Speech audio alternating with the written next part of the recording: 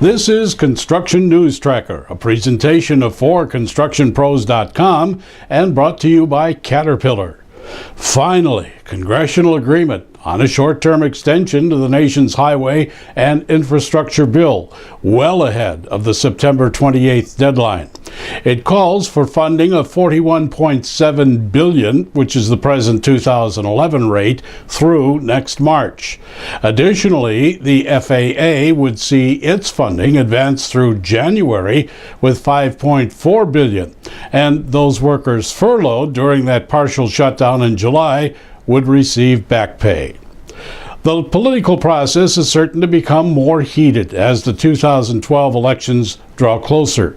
Thus, many in the industry believe any agreement over the president's $447 billion jobs bill before then appears slim. More on that coming up. The formulation of concrete without the use of coal fly ash as presently done would hike the cost of infrastructure projects $104 billion over the next 20 years.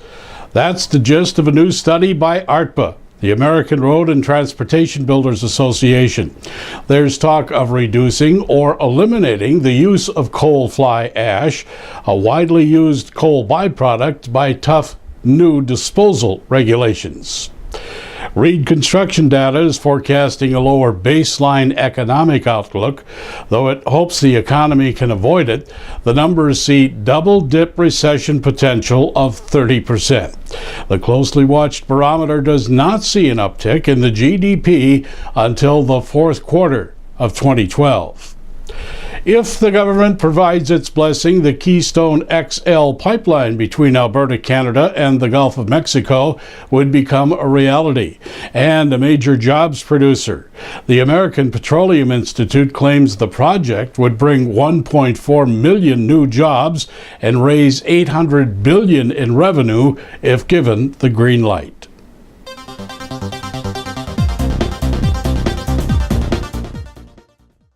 With the extension of the highway bill, if only for a few more months, and the president's push for a jobs bill, what's the likelihood of seeing immediate progress?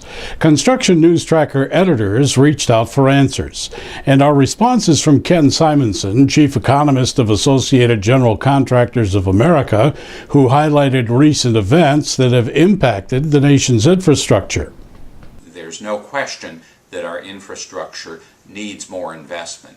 Just in the month of September, we've seen roads wash out all over Vermont and other states, and a major key bridge connecting Louisville to southern Indiana shut down without warning.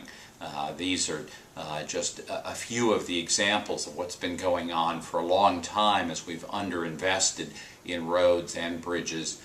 Similar problems with levees, dams, water and sewer infrastructure. And so this program, while it's seen as a big addition, it's really just a step in bringing us back to where we should be in a permanent level of investing in infrastructure. Focusing on the $80 billion earmarked for highway construction, we asked Mr. Simonson how long it may take before the jobs become a reality. Bulk of the projects were awarded over the course of 2009, and the jobs really showed up, the money really flowed in 2010. There was a big bump in employment in heavy and civil engineering construction employment, which is the category where a lot of those highway jobs were. So I'd say the stimulus worked. It probably took a year to reach its maximum in terms of just the highway piece of it. With that in consideration, we also wanted to know that, if approved, his opinion how many jobs this legislation may create. And so an $80 billion program, to take the outer limit of this, could add as many as 800,000 construction jobs over a period of time. You certainly wouldn't see them all right away, but over the course of the spending, which would probably be 2 to 4 years, that's how many jobs could be added. So that would be a huge difference when we now have construction employment running at about 2.2 million less than its peak.